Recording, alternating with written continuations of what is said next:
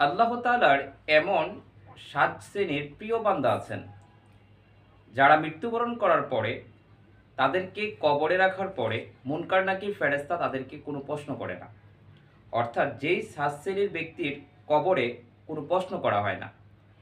প্রথম শ্রেণী হলো যারা শহীদ, আল্লাহ রাস্তায় জিহাদ করে যারা শাহাদাত বরণ করেছেন, এমন শহীদ ব্যক্তিদেরকে কবরে প্রশ্ন করা হয় না। দ্বিতীয় হলো যারা সদিক তথা সত্যবাদী, যারা জীবনের শুরু থেকে শেষ পর্যন্ত সত্য কথা বলেছে, একটিও মিথ্যা কথা বলেনি এবং সত্যের পথে চলেছে, তাদেরকে কবরে কোনো প্রশ্ন করা হবে না।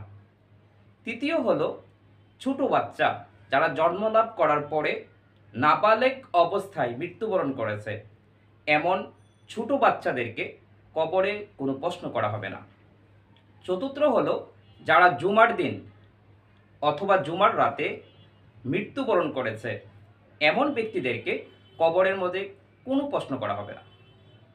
পঞ্চম হলো যারা প্রতিদিন সূরা মুলক পাঠ করবে, মূল পাঠ করার পরে সূরা মুলক পাঠ করার কারণে আল্লাহ রাব্বুল আলামিন ওই ব্যক্তির কবরে কোনো প্রশ্ন করবেন না।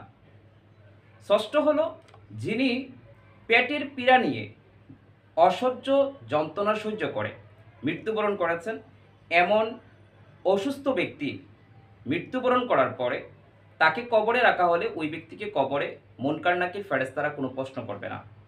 সর্বশেষ সপ্তম নম্বর হলো পাগল ব্যক্তি অথবা নির্বোধ ব্যক্তি, যার বিবেক নাই, কোনটা ভালো কোনটা মন্দ সে বুঝে না, এমন বোকা বা পাগল ব্যক্তি মৃত্যুবরণ করলে তার কবরে মুনকার নাকির ফেরেশতা কোনো প্রশ্ন করবে না।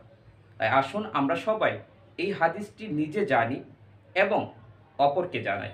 আল্লাহ রাব্বুল আলামিন আমাদের সবাইকে যথাযথভাবে আমল করার বোঝার তৌফিক দান করুক। এই আশা ব্যক্ত রেখে আপনাদের কাছ থেকে বিদায় নিচ্ছি।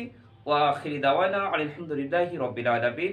ওয়াসসালামু আলাইকুম ওয়া রাহমাতুল্লাহি তাআলা ওয়া বারাকাতুহু।